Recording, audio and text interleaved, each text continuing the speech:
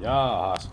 Mitähän sitä tänäänkin ollaan saatu aikaiseksi muuta kuin ruuasta paskaa? No ensinnäkin ollaan oltu puutarhan hommissa. Koska miksipäs ei? Tässä on vähän sitten, että mitä on. No tossa vänttäpoliitti, kun mä kuulut on tuolla. Laitan nuun.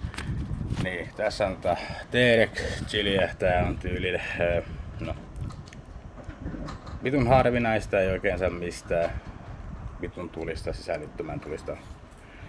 Siinä niitä kaksin kappaleita. Sitten RB300, aivan saatana häijyn näköisiä nämä kasvit on, tai niin nämä hedelmät sitten näissä chileissä.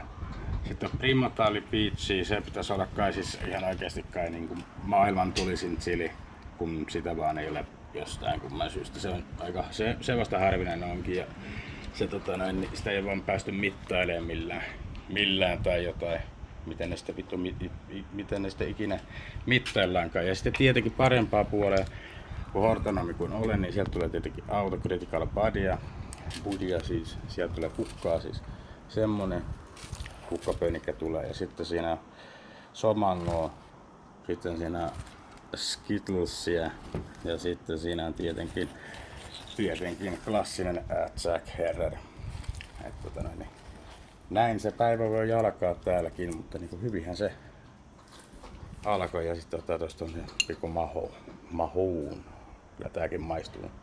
Tai se suhteellisen hyvä olutta, eikä tääkään nyt aina maksaa lasipulloissa 12 kappaletta, 6 euroa. Niin ei sille niinku köyhtyyn pääse. Mutta juu, tämmöset operationit tällä kertaa ja lämmin alkaa olemaan. Sisällä on 35 astetta aamulla ja yöllä ja ihan kyllä koko ajan. Että semmoista se on se elämä sitten täällä niin sanotusti vähän paremmassa paikassa kuin se satana sääntö Suomi-pierisen reijässä. Mikä nyt onkaan vittu maailman paskin saatana kaupan maa niin niin siellähän kun ei tosiaankaan niinku saa yhtään mitään tehdä, ellei sulla lupaa tyyliin vitu varapresidentiltä tai presidentiltä tai joltain. Mutta siinä on yksi. Se on vähän isompi taimio, mutta justiin se vasta laitoin senkin.